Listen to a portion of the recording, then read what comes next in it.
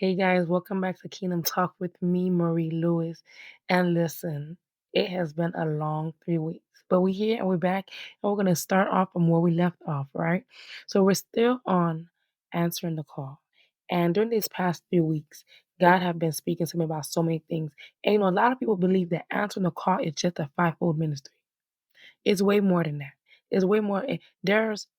God has created this big world, and He put all of us in there, and all of us have a mission to complete an assignment for him. But in order to complete that assignment, we have to first say either yes or no.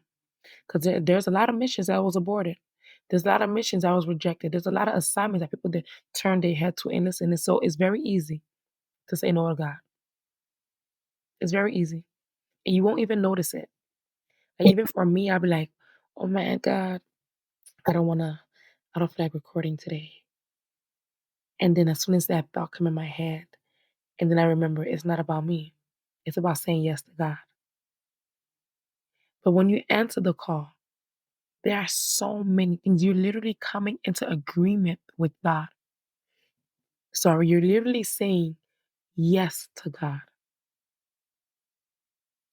Matter of fact, there's a Bible verse that says, um, if you ask anything according to his will, he hear you.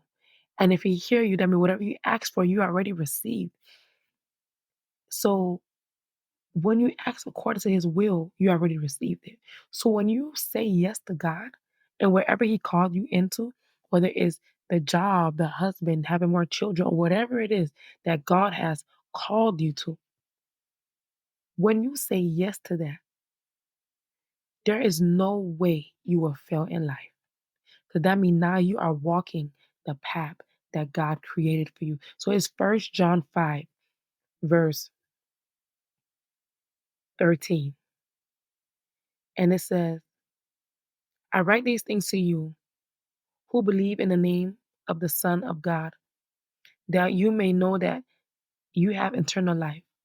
This is the confidence we have in approaching God, that if we ask anything according to his will, he hear us. Verse 15. And if we know that he hear us, whatever we ask, we know that we have what we ask for. So whatever we ask him for, we know that what we ask him for, we have it, right? So when you say yes to God, you're saying yes to the call. I mean, you're coming into agreement with his will. You're coming into the agreement with the path that he has for you. So that means everything that you're praying for, everything that you're asking for, you're receiving it, or you're going to receive it. It's basically saying you don't even have to ask him because you're walking according to his will, so everything's gonna fall into place. Everything will fall into place for your life, in your life. There is no way you can fail when you come into agreement with God. It's like a business contract. That business will not fail. You're literally saying, okay, God, you want me to do this on this earth. So today I'm going to have to go to work as a teacher. The kids kind of annoy me, God. But if this is what you have for me, I'm going to do it. So I'm saying yes to you. And he's shaking your hand. Okay, we agree to this. So now you're walking the path that he creates for you, not the path that you created for yourself. But what happens when you answer, when you're not in agreement with him, when you're saying no to him? Let's read, right? So now the other day I was reading Second Chronicles 33. And I believe it is verse Second Chronicles 33, and I'm gonna start from verse 2. And I'm gonna read all the way down just so you can see what happens when you're not in agreement with God's will and when you're in agreement with God. When you're when you're living am I saying it right? When you're going in his will. That's under so wrong, but I'm gonna say that. When you're walking the path that God created for you. When it's literally is not my will, but it's yours. It's not your will, but it's God's will on your life. So now listen, right? It says, and I'm gonna start. This is Second Chronicles 33, verse 2. Matter of fact, let me start from 1. And yes, I will butcher this name because it looks like I'm gonna say it wrong. But it said, Manasseh was 12 years old when he became king, and he reigned in Jerusalem 55 years. He did evil. Listen to this. This is verse 2. He did evil in the eyes of the Lord, following the detestable practices of the nation the Lord has driven out before the Israelites. He rebuilt the high places his father Hezekiah had demolished. He also built altars to Baal and made Asherah poles. He bowed down to all the starry hosts and worshipped them. He built altars in the temple of the Lord, of which the Lord had said, "My name will remain in Jerusalem forever." In both courts of the temple of the Lord, he built altars to all the starry host. He sacrificed his children in the fire in the valley of Ben Hinnom, practiced divination and witchcraft, sought omens and consulted mediums and spiritists. He did much evil in the eyes of the Lord, arousing his anger. I'm gonna stop right there before I continue, right? Wait, let me continue. He took the image, this is not verse 7. He took the image he had made and put it in God's temple, of which God had said to David and his son Solomon, "In this temple and in Jerusalem, which I have chosen out of all the tribes of Israel, I will put my name forever. I will not again make my feet of the Israelites leave the land I have signed to your ancestors, if only they will be careful to do everything I command them concerning all the laws, decrees, and regulations given through Moses." So I'm gonna stop right there before I continue. So all of this right now is saying he did evil in the eyes of the Lord. So that means he was king, right? So he was king, and there was a call on his life to be king. And there was a way that he was supposed to lead the people, and he chose to do otherwise. He chose to go his own path. And when he did that, he did so much evil. It said that it made God angry. He was worshiping the starry host. He was building altars. And that said, it said, the eyes of the Lord. He did so much evil in the eyes of the Lord that arose his anger. It made God angry. And what happened? Let's continue, right? Then it says, this is verse 10 now. I skipped verse 9 because it's still talking about the evil that he did.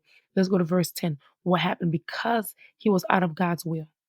Because it was not God's will for him to do those things. It was not God's will for him to lead other people into wickedness, to lead other people into evil. That was his will.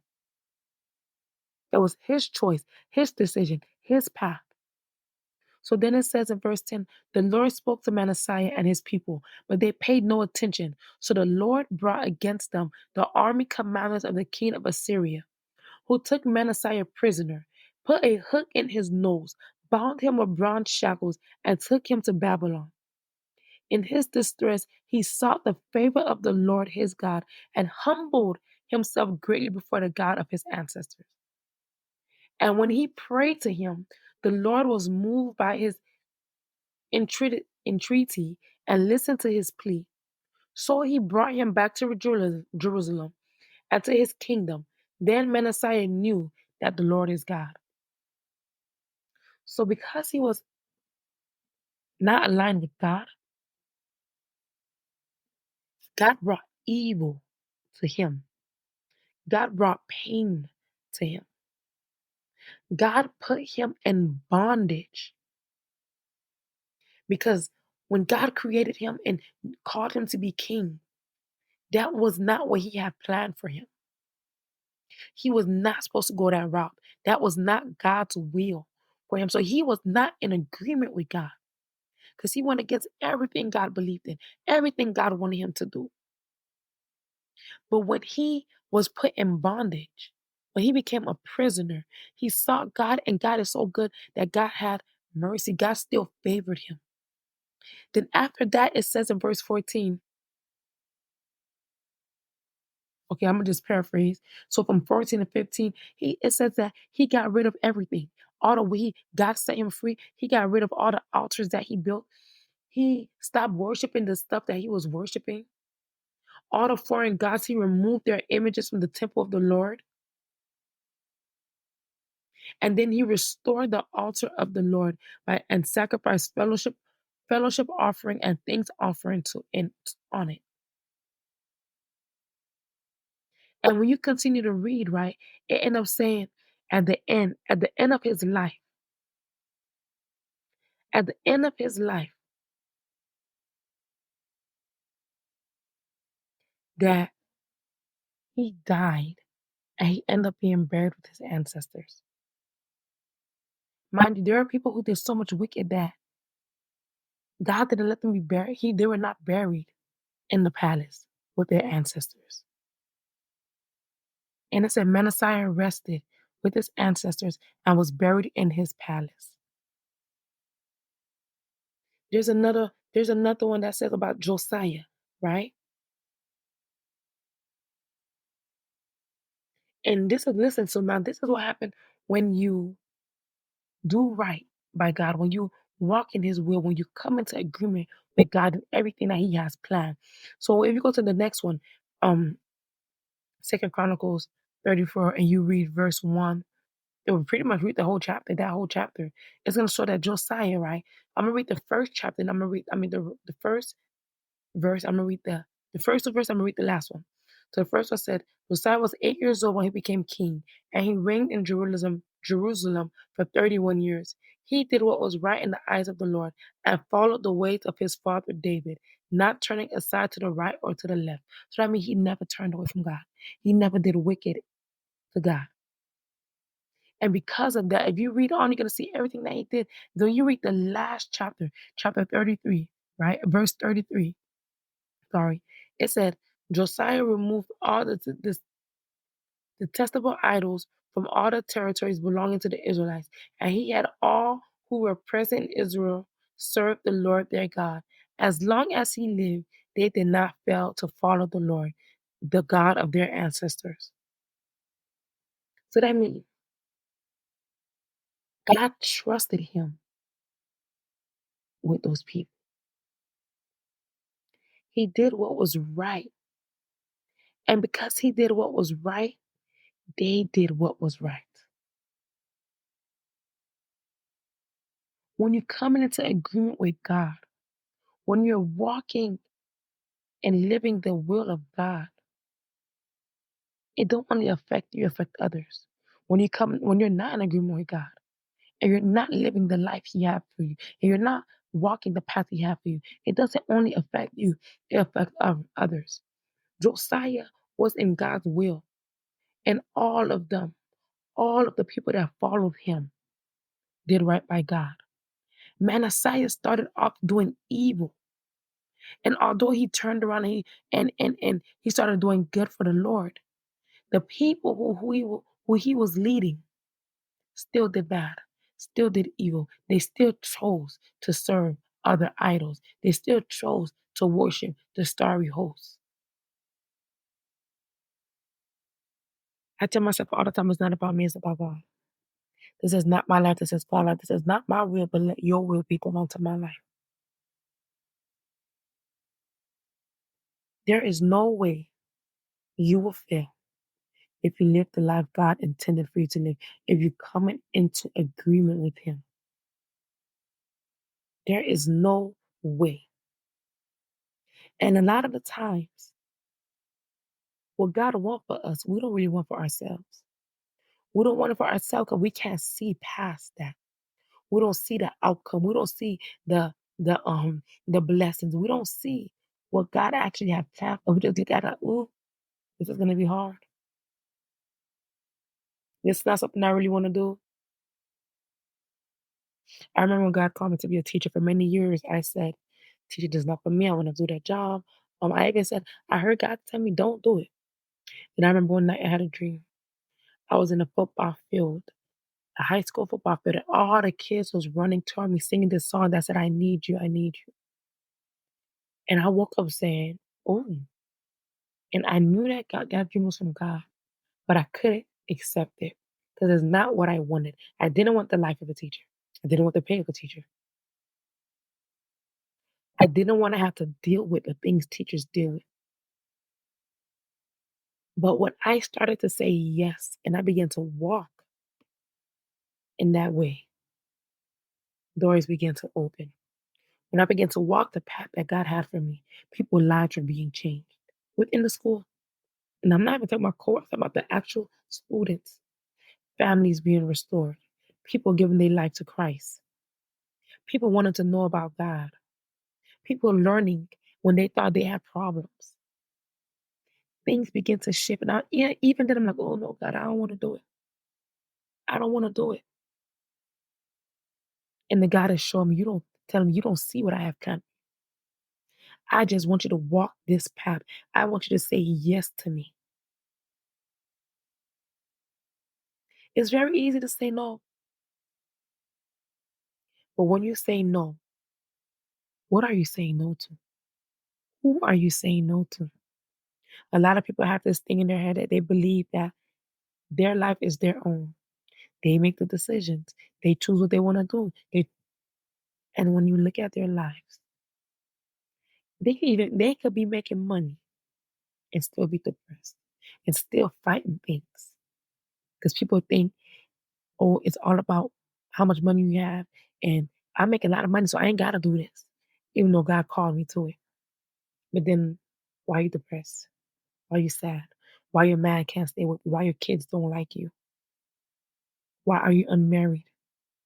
Because you're not walking the path God created for you. You're not in agreement with God. I remember today I had to come record it. You know, it's a daily thing that you have to taste. I'm not doing this for me. Let me decrease so he can increase. This is not my life but yours. You have to really surrender it to God. You have to really surrender it to God. Because if you don't surrender it to God, you're surrendering it to the enemy. Your life is not your own. Although a lot of people want to believe that, it's not. And this is why suicidal rates are high. This is why there are a lot of depressed people because they're living a life that's not meant for them to live. They're not in agreement with God. And then they're wondering, I'm doing everything right. Why is my life this way? Because you didn't come into agreement with God. You're not living in His will, but in your own. When you say yes to God, when you answer the call, I'm telling you, doors will open. When I closed the door, when I told God, oh, no, that's not for me, I'm hearing wrong, every door was closed in my life. Nothing was opening. And as soon as I began to walk back, it is crazy I even got there. That's just crazy. Like, that's a story for another day. But then when I began to walk the path that God had for me, the doors began to open. The pay began to increase. I began to have peace when there should be chaos. How? Because this is the will that this is the life that God created for me. This is the path that He wants me to walk on. And as long as you keep saying no, your life will never change. You literally have to decrease so He can increase. Even coming to record today, I got up for work every Friday. I get up for work early. And instead of going home early and resting before I get the kids, I have to come record. And at times I don't want to do it. I'm like, God, I don't want to do this. I don't want to do this. This is not for me. I gotta leave, bro. Come back down here to record. I don't want to do this. And then God says, cool path. Which path do you want to take? And then God reminded me of a dream that I had of Him telling me everything that I learned, everything that I'm learning, all the revelations that I'm getting is not for me. He want me to give it out. He want me to share it. And then I'm like, oh my gosh. Okay. Okay, God. I'm not doing this for me. I'm not doing this for nobody else but to please you. Do you know The blessings that come with pleasing the Lord. Hey, do you know whenever you are in disagreement with God, you're doing evil. You don't have to physically be doing witchcraft. Once you say no to God, it's evil. It's wicked. You have to learn to come into agreement with God. It will change your life. He see things that we don't see. I could not understand why he want me to be a teacher. I still don't get it. I'm like, God, that's not what I wanted. But then God, God knows. He knows why. So he knows why he wants you to be with that person. He knows why he wants you to do that job. He knows why he sent you to where he sent you. It is not your roof, but his. And as long as you continue to walk the path that God created for you, you will never fail. Josiah did good in the eyes of the Lord. He did good in the eyes of the Lord. And he lived a good life. Everybody under him did well. They all continued to worship God. They all continued. But all right, guys. I'm going to end right there. Well, I said I wasn't going to be long, but it looked like I talked a little too much. So peace out. See y'all next week. By the grace of God, if it's in God's will. Like, share, and subscribe. Comment below if this was something I was able to help you. Like I said, we're here to learn and grow together. This is Marie Lewis from Kingdom Talk. Peace out.